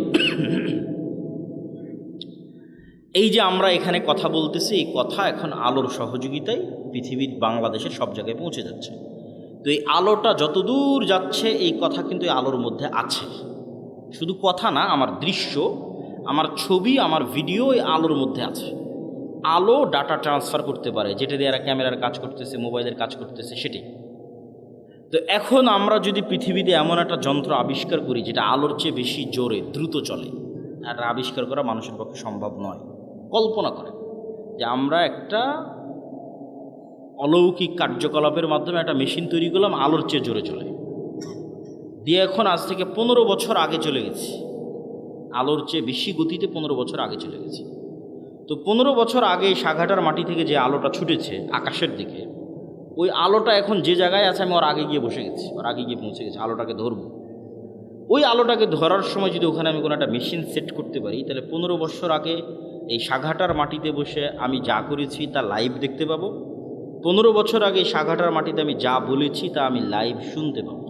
এগুলো একটাও হারিয়ে যায়নি, সব আলোর মধ্যে আছে। যে আমরা তো বড় বিপদে আছি। শুধু এই একটা নয়, এই যে পুনরুত্থান, আল্লাহ সুবহানাহু ওয়া তাআলা মানুষকে জীবিত করতে চায়, জীবিত করবে। তো মানুষের ডিএনএ যদি এখনকার বিজ্ঞান 10,000 বছর আগে ধরো যে ডাইনোসর চলে গেছে তার ডিএনএ যদি পাই, তাহলে ওর ক্লোন করে কাছাকাছি ওই মানের, ওর ওই ডাইনোসরের কি ছিল না ছিল সব কিছু বের করে নিয়ে আসতে পারবে। তো মনে করো তুমি মাটির সাথে মিশে হারিয়ে গেছো, তোমার ওই যে হাড় আছে ওইটা যদি বিজ্ঞানীরাই পায় আজ থেকে 20-50 বছর পর, ওখান থেকে যদি ডিএনএ বের করে নিয়ে আসতে পারে, হাড় বাদ দিলাম, তোমার চুলের 10 ভাগের 1 ভাগও যদি পাওয়া যায়, ওখান থেকে তোমার ডিএনএ যদি বের করা যায়, তাহলে ডিএনএ বের করলে তো যত দ্রুত এই সায়েন্স অগ্রগতি লাভ করতেছে, অদূর ভবিষ্যতে দেখবা যে তোমার ডিএনএ দিয়ে তোমার লিভার তৈরি করা যাচ্ছে, তোমার ডিএনএ দিয়ে তোমার কিডনি তৈরি করা যাচ্ছে, খালি রুহটা দিতে পারবে না। তাহলে বিজ্ঞানীরাই তোমাকে 10,000 বছর পর আবার বানাতে পারবে, খালি রুহটা দিতে পারবে না। তাহলে বিজ্ঞানীরাই যদি এই পর্যন্ত করতে পারে, তা আল্লাহ সুবহানাহু ওয়া তাআলা তোমাকে পুনরায় জীবিত করতে পারবে না? খুবই ভয়ঙ্কর। আল্লাহ সুবহানাহু ওয়া তাআলা অতি দ্রুত এবং অতি সহজে তোমাকে পুনরায় জীবিত করবে। এই জন্য মানুষের শরীরের সাথে মাটির প্রচণ্ড মিল আছে, প্রচণ্ড মিল আছে মানুষের শরীরের সাথে মাটির। আমরা যা খাবার খাই সব মাটি থেকে আসে, যা আমাদের পেটের মধ্যে ঢুকতেছে এমন কোনো খাবার নাই যেটা তুমি মাটির সংস্পর্শ ছাড়া তৈরি করতে পারো। আলোর সংস্পর্শ ছাড়া তৈরি করতে পারবে, পানির সংস্পর্শ ছাড়া তৈরি করতে পারবে, কিছু না। বলার কই আমি গরুর গোস্ত, তো গরু কি খায়? ঘাস খায়। ঘাস কোথায় হয়? মাটিতে হয়। কোনো খাবার নাই পৃথিবীতে যেটা ওখান থেকে আসতেছে। তাহলে একটা কলা তৈরি হলো, মাটির কলার গাছ তৈরি হলো। কলার মধ্যে কি আছে? Magnesium, calcium. ওই সেম ম্যাগনেসিয়াম, ক্যালসিয়াম তোমার শরীরের মধ্যে আছে। তাহলে ওই ম্যাগনেসিয়ামটা মাটির থেকে আসতেছে। তাহলে মাটির ম্যাগনেসিয়াম আর তোমার শরীরের ম্যাগনেসিয়াম সেম। আজকে আল্লাহ ওই কলা তোমার শরীরের মধ্যে দিয়ে এখানে কোষ তৈরি করতেছে, ব্লাড তৈরি করতেছে। এই কোষ, এই সেম ব্লাড ওই মাটির মধ্যেই তৈরি হয়ে যাবে। কিনা সেম জিনিস ওখান থেকে এখানে আসতেছে। শুধু আল্লাহ এই শরীরের উপযুক্ত করার জন্য গাছগুলোকে তৈরি করে দিয়েছে, যাতে সরাসরি মানুষ মাটি খেতে পারবে না, ওখান থেকে ওই মাটির রস শুষেনে যে কলা হবে সেটা মানুষ খেতে পারবে, ওইটা রস শুষেনে যে আম হবে সেটা খেতে পারবে। কিন্তু ওই আমের মধ্যে যে ভিটামিন আছে ওই ভিটামিন মাটি থেকে এসেছে, ওইটা আমার সেম শরীরের মধ্যে আছে। তাহলে আমার শরীরের মধ্যে যা যা আছে তা মাটিতেও আছে। তাহলে মাটিতে সেল তৈরি করা মানে শরীরের কোষ তৈরি করা, মাটির মধ্যে কোষ তৈরি করা, মাটির মধ্যে ব্লাড তৈরি করা, এটা অন্টুর ব্যাপার, সেকেন্ডের ব্যাপার। এই জন্য কবর থেকে মানুষ তরতর তরতর করে তরতাজা গাছের মতো পরকালে কবর থেকে উঠে আসবে, মাটি থেকে উঠে আসবে। তো সম্মানিত উপস্থিতি, তাহলে আপনি গায়েবের ওপর যতক্ষণ ইয়াকিন তৈরি না করবেন ততক্ষণ আপনি সঠিক সিদ্ধান্ত নিতে পারবেন না। আপনার কাছে মনে হবে এই দুনিয়ায় আমার কাছে সব কিছু, অতএব আপনার সকল সিদ্ধান্ত হবে দুনিয়ামুখী। আর যখন আপনি মনে করবেন যে না এই দুনিয়া আমার কাছে কিছুই নয়, আসলে আমার প্রকৃত বসবাসের জায়গা জান্নাত, অতএব আমাকে এখানে বসে থেকে জান্নাতে ঘর বানাতে হবে, আমাকে এখানে বসে থেকে জান্নাতের বাগানে গাছ লাগাতে হবে, আমার স্থায়ী থাকার জায়গা হচ্ছে জান্নাত। এই কল্পনাটা যেই দিন যত মজবুত হবে তত গোলামি থেকে মুক্তির রাস্তা সহজ হবে। এই কল্পনাটা মজবুত হওয়া জরুরি। আল্লাহ সূরা বুরুজের মধ্যে বলছেন ওমা নাকামু মিনহুম ইল্লা ইউমিনু বিল্লাহিল আজিজিল হামিদ, যে সূরা বুরুজের ঘটনায় পুরো একটা এলাকার মানুষকে জ্বলন্ত আগুনে নিক্ষেপ করে দেওয়া হয়েছে, হয় ঈমান পরিত্যাগ করো না হলে আগুনে ঝাঁপিয়ে পড়ে মরে যাও। তো মা তার কোলের সন্তান সহ আগুনে ঝাঁপ দিয়ে পড়ে যাচ্ছে। এটা কেমনে সম্ভব? এটা সম্ভবের একটাই রাস্তা, ওরা যে আগুনে ঝাঁপ দিচ্ছে ওই আগুনকে ওরা নিশ্চিত জান্নাত মনে করতেছে, আর বাড়িতে ফিরে গেলে যে এসি ফ্রিজ ফ্যানের বাতাস আছে ওইটাকে ওরা নিশ্চিত জাহান্নামের আগুন মনে করতেছে। শুধু মনে করা নয়, ইয়াকিনের লেভেলে ওদের বিশ্বাস। ফলত ওরা আগুনে ঢুকতেছে না জান্নাতে ঢুকতেছে? জান্নাতে ঢুকতেছে। এটা ছাড়া আপনি ঢুকতে পারবেন না, এই লেভেলের ইয়াকিন ছাড়া আপনি ঢুকতে পারবেন না। ওরা তো আগুনে ঢুকতেছে না, জান্নাতের মধ্যে ঢুকতেছে, দেখতে পাচ্ছে এটা জান্নাত। এই সেম পরীক্ষা তো দাজ্জালের পরীক্ষা এরকমই হবে। দাজ্জালের জান্নাত হবে জাহান্নাম, দাজ্জালের জাহান্নাম হবে জান্নাত। তাহলে আপনি যেদিন এই পরিমাণের কল্পনায় যেতে পারবেন যে আমার স্থায়ী শান্তিটা কোথায়, আমার স্থায়ী আরাম কোথায়, আমি যদি আজকে আমার বাপ মা থেকে আলাদা হয়ে যাই, আমি যদি আজকে আমার ছেলে মেয়ে থেকে আলাদা হয়ে যাই, আর যদি জীবনে কোনো দিন আমার বাপ মায়ের সাথে দেখা না হয়, আমার আর যদি জীবনে কোনো দিন ভাই বোনের সাথে দেখা না হয়, আমার যদি আর জীবনে কোনো দিন আমার আত্মীয় স্বজন পাড়া প্রতিবেশী ছেলে মেয়ে স্ত্রী পুত্রের সাথে দেখা না হয়, তাহলে এর চেয়ে কষ্টের পৃথিবীতে আর কিছু নয়। এটা তাহলে কোনো জীবনই হলো না। বরং যদি এর বিপরীতটা হতো, যে এই যমুনা নদীর পাড়ে আমার একটা বিশাল বাড়ি থাকলো, বাংলো বাড়ি, আর সেই বিশাল বাংলো বাড়িতে আমি স্থায়ীভাবে আমার ছেলে মেয়ে স্ত্রী পুত্র বাপ মা সবাইকে নিয়ে, কোনো মৃত্যু নেই, কোনো অসুখ নেই। ছোটোবেলায় যেরকম যমুনা নদী থেকে একটু গোসল করতাম, ওরকম মাঝে মধ্যে গিয়ে গোসল করে আসবো, একটু মাছ ধরতাম, মাঝে মধ্যে একটু মাছ ধরে আসবো, নৌকা চালাতাম, মাঝে মধ্যে একটু নৌকা চালিয়ে আসবো। আর এই জীবনটা পার্মানেন্ট। এইটা যদি তোমার কাছে মনে হয় যে এটা জীবনের সবচেয়ে বড় সফলতা, তাহলে এটা জান্নাতে সম্ভব। সবাই যদি জান্নাতে যায় তাহলে সবাইকে নিয়ে স্থায়ী পার্মানেন্টলি জান্নাতে এটা বাস্তবায়ন করা সম্ভব। তো এই জন্য মানুষের প্রকৃত জীবন হচ্ছে জান্নাতের জীবন। আর দুনিয়ার জীবনটা কেমন? আমি আজকে যেমন রাজশাহী থেকে অথবা ঠাকুরগাঁ দিনাজপুর থেকে এখানে এসেছি, 10টার 9:30টার দিকে পৌঁছেছি, 11:30 12টার মধ্যে বের হয়ে যাব। এইখানে যে আমি 1-1.5 ঘন্টা আছি, আর আপনারা যারা এখানে বক্তব্য শুনতে এসেছেন 1-1.5 ঘন্টা আছেন, এই 1-1.5 ঘন্টার সময় যেমন এই পুরো 60 বছরের সময় তেমন। এটা সফরের মধ্যে একটা যাত্রা বিরতি। সফরটা শুরু হয়েছে যেদিন আল্লাহ রূহ তৈরি করেছে, এই সফরটা শেষ হবে জান্নাতে এবং জাহান্নামে যাওয়ার মধ্যে। তাহলে লম্বা সময়ের মধ্যে এই 60 বছর অতি ছোট। ঠিক এই পুরো 60 বছরের মধ্যে এখনকার 1-1.5 ঘন্টা যত ছোট। এবং মানুষ যখন পরকালে উঠবে তখন মানুষের কাছে এটাই মনে হবে যে আমরা দুনিয়াতে মনে হয় 1-1.5 ঘন্টা ছিলাম। কোরআনের আয়াতের অনুবাদ, যে মানুষেরা বলবে যে আমরা দুনিয়াতে মনে হয় একদিন বেঁচেছিলাম, হাফ দিন বেঁচেছিলাম, আমাদের বেঁচেছে 60-70 বছর। তো সম্মানিত উপস্থিতি, 1 নম্বর পয়েন্ট ঈমান বিল গায়বে ইয়াকিন। পরের পয়েন্টগুলো একটু ছোটো ছোটো করিনি, সময় অনেক অল্প। ঈমান বিল গায়বে ইয়াকিন হওয়ার পরের পর্ব হচ্ছে ইসলাম এবং মুসলমানদের বিজয়ের জন্য আল্লাহর সাহায্য জরুরি। আল্লাহর সাহায্য ছাড়া নবীরাও জয়লাভ করতে পারেনি। আমাদের নবী মুহাম্মদ সাল্লাল্লাহু আলাইহি সাল্লামও নয়।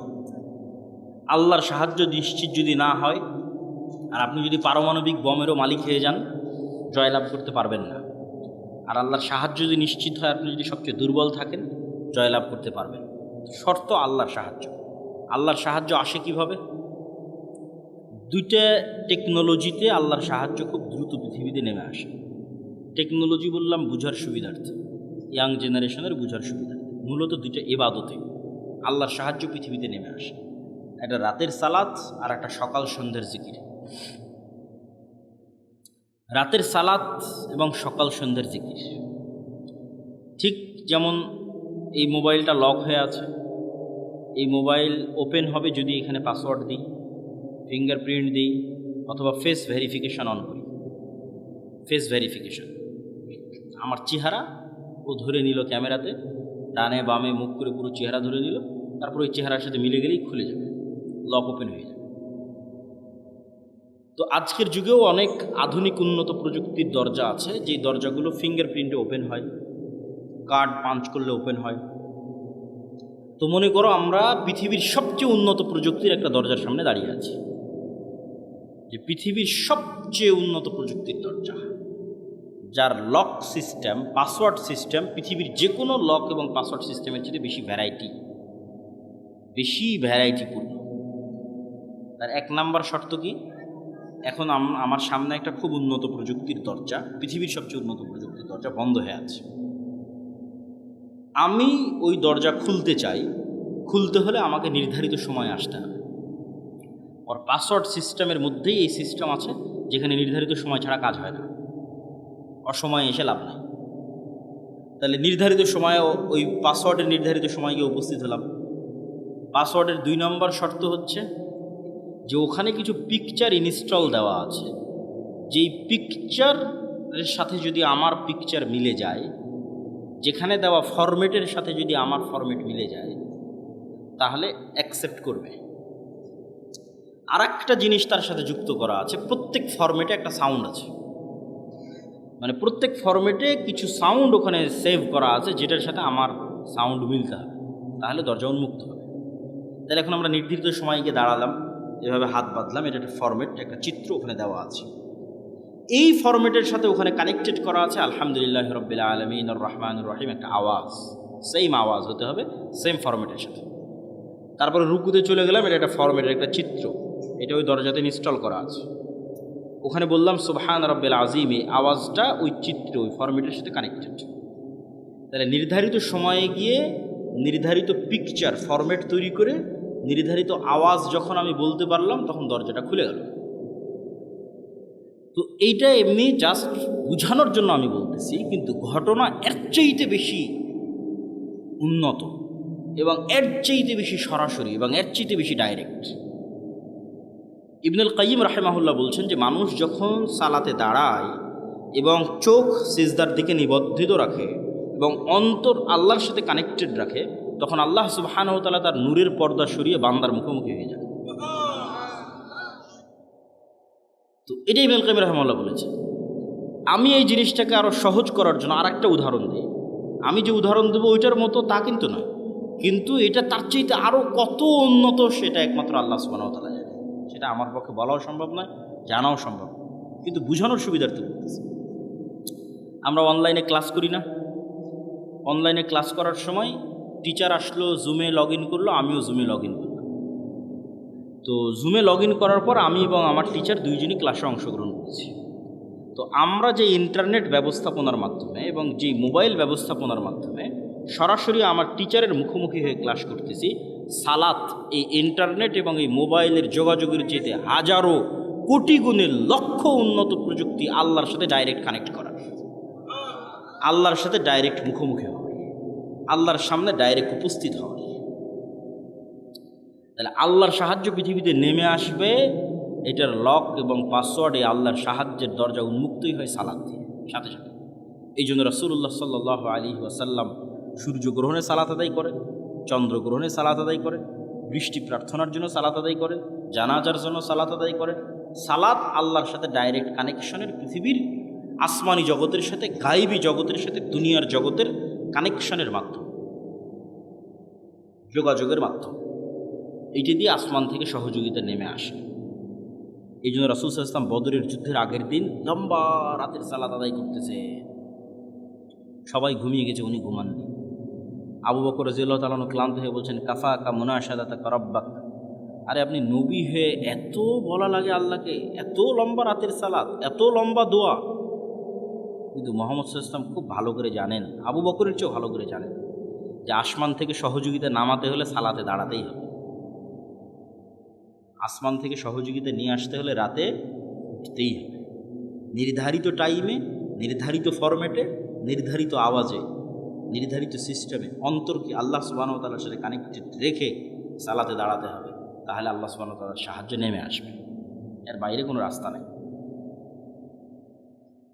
আর একটা ইবাদত যেটা দিয়ে আল্লাহ সুবহানাহু ওয়া তাআলার সাহায্য পৃথিবীতে নামে, সেটা বলে বক্তব্য শেষের দিকে চলে যাব, সেটা হচ্ছে জিকির। সকাল সন্ধ্যার জিকির অথবা এমনিতেও জিকির। জিকিরকে সহজ করে বোঝানোর জন্য আমি বলি,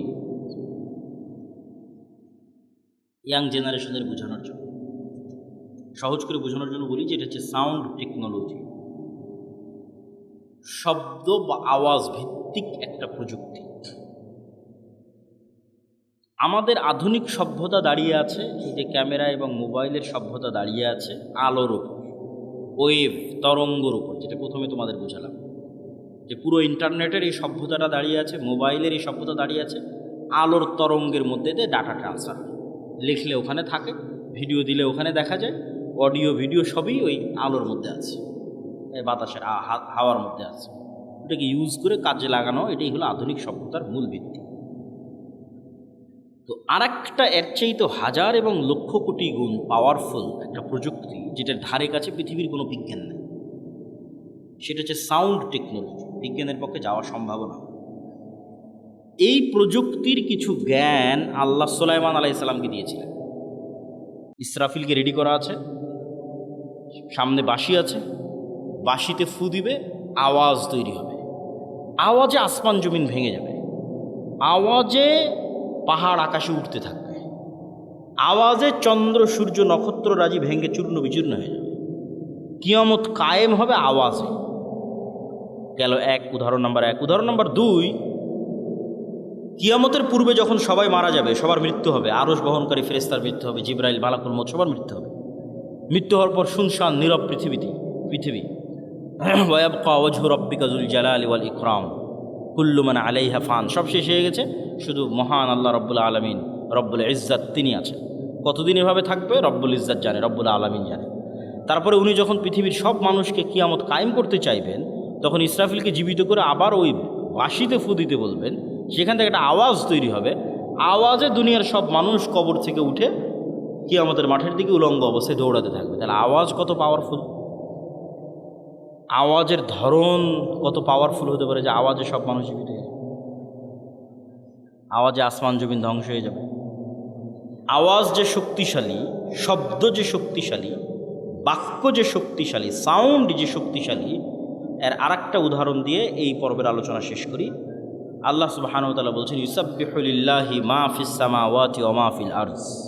এটা গায়েবের নিউজ, গায়েবে এটা চলতেছে, আমরা জানি না, আল্লাহ নিজে সংবাদ দিচ্ছে। সেটা কি?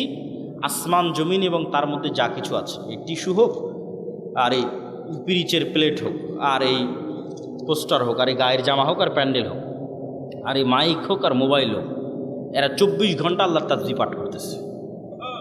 আল্লাহু আকবার। আসমান এবং জমিনের মধ্যে যা কিছু আছে, কীট পতঙ্গ পঙ্গপাল জীব জন্তু জানোয়ার সব আল্লাহর তাসবিহ পাঠ করতেছে 24 ঘন্টা। তাহলে 24 ঘন্টা আল্লাহ তাসবিহ পাঠ করতেছে মানে আওয়াজ বের হচ্ছে, নিশ্চিত থাকেন এগুলো থেকে আওয়াজ বের হচ্ছে। এগুলো থেকে আওয়াজ বের হচ্ছে, এবং এরা শুধু আওয়াজ বের করে না, এরা আওয়াজ বুঝে এবং শোনে। রাসূল সাল্লাল্লাহু আলাইহি ওয়াসাল্লাম বলতেছে, এই কে হইচই করে, কি সমস্যা? এত গুরুত্বপূর্ণ আলোচনা হচ্ছে, তার মধ্যে সমস্যা করলে হয়? এই পিরিচ আওয়াজ শুধু বের করতেছে না, আওয়াজ শোনে। রাসূল সাল্লাল্লাহু আলাইহি ওয়াসাল্লাম বলতেছে, মুয়াজ্জিন যখন আজান দেয়, যতদূর পর্যন্ত তার আওয়াজ যায়, প্রত্যেকটা জীব জন্তু, জড়বস্তু, জড় পদার্থ, কীট পতঙ্গ, পঙ্গপাল, ধূলিকণা, বালিকণা সব ওই আওয়াজ বুঝে কিয়ামতের মাঠে সাক্ষী দিবে। আল্লাহু আকবার। তাহলে আওয়াজের উপরেই সব দাঁড়িয়ে আছে। এরা 24 ঘন্টা তাসবিহও পাঠ করতেছে, আবার আপনি তাসবিহ পড়লে এরা বুঝতেও পারতেছে। আপনি সুবহানাল্লাহ বলবেন, এ বোঝে সুবহানাল্লাহ, আলহামদুলিল্লাহ বলবেন, এ বোঝে আলহামদুলিল্লাহ, আল্লাহু আকবার বলবেন, এ বোঝে আল্লাহু আকবার। এই জন্য জিকির খুবই পাওয়ারফুল। আর এই জন্য আল্লাহ সুবহানাহু ওয়া তাআলা উম্মতে মুহাম্মাদিকে যেই নিয়ামতটা দিয়েছেন, এটা পৃথিবীর সবচেয়ে শক্তিশালী। মুসা আলাইহি সালাতু ওয়াসসালামের লাঠি এবং ঈসা আলাইহিস সালাতু ওয়াসসালাম যে জীবিতকে মৃত করতেন আর অন্ধকে চক্ষুষ্মান করতেন, টাক মাথায় হাত দিলে চুল গজিয়ে যেত, এগুলো সবগুলোর চেয়ে পাওয়ারফুল হচ্ছে এই কোরআন। কেন মুসা আলাইহিস সালামের লাঠির চেয়ে তো পাওয়ারফুল? কেন এই কোরআন সরাসরি আল্লাহর নিজের আওয়াজ। বলেন আল্লাহু আকবার। আল্লাহর নিজের সাউন্ড, আল্লাহর নিজের শব্দ, আল্লাহর নিজের বাক্য। পৃথিবীতে থাকা একমাত্র কিছু যা ডাইরেক্টলি কানেক্টেড রব্বুল আলামিনের জাতের সাথে, একমাত্র। আর বাকি পৃথিবীর সব আল্লাহর সৃষ্টি। শুধু কোরআন সরাসরি আল্লাহর আওয়াজ, আল্লাহর সাউন্ড, যা আল্লাহর থেকে জিবরাইল আলাইহিস সালাম শুনেছে, জিবরাইল আলাইহিস সালাম থেকে মুহাম্মদ সাল্লাল্লাহু আলাইহি ওয়াসাল্লাম শুনেছে, তার কাছ থেকে আমরা শুনেছি। তাহলে উম্মতে মুহাম্মাদের উপর সবচেয়ে বড় নিয়ামত হচ্ছে কোরআন। আর এই জন্য সবচেয়ে বড় জিকির হচ্ছে কোরআন। সর্বশ্রেষ্ঠ জিকির হচ্ছে কোরআন তেলাওয়াত। কিন্তু এই কোরআন বুঝলে তো, মানলে তো উম্মতে মুহাম্মাদের মুক্তি হবে। কেউ বুঝেও না, কেউ মানেও না, হাফেজ হয়ে শেষ, তাহলে তো হবে না। ন্যায়পরায়ণতা এবং সত্যবাদিতা। আর এর উল্টা বাটনটা হচ্ছে 2 নম্বরই রাস্তা, ধোঁকাবাজির রাস্তা, দুর্নীতির রাস্তা, মিথ্যার রাস্তা। তাহলে এই 2 নম্বর মিথ্যা, দুর্নীতি, ধোঁকাবাজি, এটা হচ্ছে গোলামির রাস্তা। সত্যবাদিতার, ন্যায়পরায়ণতা হচ্ছে নেতা হওয়ার রাস্তা। তাহলে তোমাদের 300 আসনের যে এমপিরা আছে, এরা সবাই গণতান্ত্রিক সিস্টেমের মধ্যে লবি, লিয়াজু, ধোকা, টাকা পয়সা, লেনদেন, এই গোলামির রাস্তার মধ্যে দিয়ে তারা নেতা হচ্ছে। তাহলে এই গোলামির কালচারের মধ্যে দিয়ে যারা এমপি হচ্ছে, এরা নেতা না গোলাম? এত আস্তে বললে হবে? নেতা না গোলাম? নেতা নয়। আপনি মনে করছেন নেতা, কেন নেতা নয় সেটাও বলি। যে এই 2 নম্বরই রাস্তার কালচারের মধ্যে দিয়ে এমপি হচ্ছে, মিনিস্টার হচ্ছে, প্রাইম মিনিস্টার হচ্ছে, ওকে কালকে ভারত আর আমেরিকা টাকা দিয়ে কিনে নিতে পারে। ওকে বলবে যে বাংলাদেশে যা দুর্নীতি করার লাগে করো, সব টাকা পাচার করে আমার দেশে পাঠাও, জনগণ যখন ধরে মার দেবে আমার দেশে চলে আসে। তাহলে ও নেতা না গোলাম? তাহলে ততক্ষণ নেতা হওয়া যায় না যতক্ষণ শতভাগ সত্যবাদী, ন্যায় করা না হওয়া যায়। আর কোন রাস্তা নাই পৃথিবীতে নেতা হওয়ার। ওসি, ডিসি, এসপি, মন্ত্রী, মিনিস্টার, রেসিডেন্ট, সাব রেজিস্ট্রার, মাদ্রাসার শিক্ষক, প্রধান শিক্ষক, আলেম ওলামা, হুজুর, ইসলামী দল সংগঠন, সবার মধ্যে বাহ্যিক ইসলাম আছে। বেশিরভাগের মধ্যে 50% হয়তো সালাত আদায় করে, 60-70% হয়তো ওমরা করে। কিন্তু এই চেয়ারটাতে যখন বসতেছে, তখন চেয়ারের আমানত আর রক্ষা করে না। তখন 2 নম্বরই রাস্তা অবলম্বন করে, ঘুষ, সুদ, দুর্নীতি, টাকা পয়সা সবগুলোর মধ্যে ঢুকে পড়ে। তাহলে সে আসলে বুঝেইনি ইসলাম কি, সে আসলে মুনাফিক। সে কি? মুনাফিক। রাসূল সাল্লাল্লাহু আলাইহি ওয়াসাল্লামের হাদিস যে সে মুনাফিক। এখন আপনারা শাখাটার মানুষ কেমনে পরীক্ষা করবেন যে আপনি নেতা হওয়ার যোগ্য না যোগ্য না? জ্ঞান আর শিক্ষার পরীক্ষা তো এমনি করতে পারবেন, জ্ঞান অর্জন শিক্ষার সাথে আছেন কিনা। ন্যায়পরায়ণতা, সত্যবাদিতার পরীক্ষা কেমনি করবেন? আপনারা যদি আপনাদের পিতার সম্পত্তিতে নিজ নিজ বোনকে ন্যায়ের সাথে, ইনসাফের সাথে তার যে সম্পত্তি পাওয়ার হক সেটা দিয়ে থাকেন, তাহলে আপনার মধ্যে নেতা হওয়ার গুণ বিরাজমান আছে। আর যদি না দিয়ে থাকেন, যমুনার চরেরটা বোনকে, আর যেটা বেশি দামি রাস্তার পাশে উঁচু সেটা নিজে, ভিটা বাড়ি নিজের, আর যেটাতে আবাদি হয় না, ডুবে থাকে 6 মাস, সেটা বোনের, অথবা দেনইনি বোনকে, তাহলে আপনার মধ্যে গোলামির স্বভাব বিরাজমান আছে। আপনিও গোলাম, আপনার পরবর্তী 14 পুরুষ পর্যন্ত গোলাম থাকবে। এবং আপনাকে যদি আমি আজকে বাংলাদেশের প্রধানমন্ত্রী বানিয়ে দিই, আপনি গত 16 বছরের চেয়ে বেশি দুর্নীতি করবেন। তাহলে এই যতক্ষণ পর্যন্ত নিজ নিজ জায়গা থেকে সবাই সত্যবাদী এবং ন্যায়পরায়ণ না হয়ে যাওয়ার মতো বুঝেই নি ইসলাম কি, কিন্তু নিজেকেই ধোকা দিচ্ছে। মনে করছে, আরে আমি হজ করলাম, ওমরা করলাম, সালাত আদায় করলাম, মসজিদ মাদ্রাসায় দান করলাম, বিশেষ অতিথি প্রধান অতিথি হয়ে বসে আছি, আর কি? সব মুনাফিক। ইজা তুমি না খানা, মুনাফিকার আলামত হচ্ছে দায়িত্বের আমানতের সাথে খেয়াল করা। এদের অন্তরে ঈমান ঢুকে না, এদের বাহ্যিক ইবাদত কবুল হবে না, এদের বাহ্যিক ইবাদত কাজে দেবে না। লা ঈমান আল ঈমান লা আমানাত লাহু। যে অন্তরে ঈমান ঢুকে গেছে ওই অন্তরে আমানতের খেয়ানত ঢুকতে পারে না। যে অন্তরে আল্লাহর ঈমান ঢুকে গেছে ওই অন্তরে 2 নম্বরই রাস্তা ঢুকতে পারে না। সম্মানিত উপস্থিতি, আল্লাহ সুবহানাহু ওয়া তাআলা আমাদের এই 5টা পয়েন্টের উপর, ঈমান বিল গায়বে ইয়াকিন, তারপরে হচ্ছে আল্লাহর সাহায্য ছাড়া বিজয় হয় না, আল্লাহর সাহায্য দুনিয়াতে আনার জন্য রাতের সালাত, সকাল সন্ধ্যার জিকির, 5 ওয়াক্ত সালাত তো লাগবেই, নাহলে আল্লাহ গণার মধ্যেই ধরবে না, কাউন্টের মধ্যেই ধরবে না। তার পাশাপাশি সর্বোচ্চ পর্যায়ের জ্ঞান এবং সর্বোচ্চ পর্যায়ের শতভাগ ন্যায়পরায়ণতা এবং আমানতদারিতা। এরকম যদি 500টা মানুষও তৈরি হয়, শুধু বাংলাদেশে না, পৃথিবীতেই ইসলাম বিজয়ী হয়ে যাবে, শুধু বাংলাদেশে না, ইনশাআল্লাহ।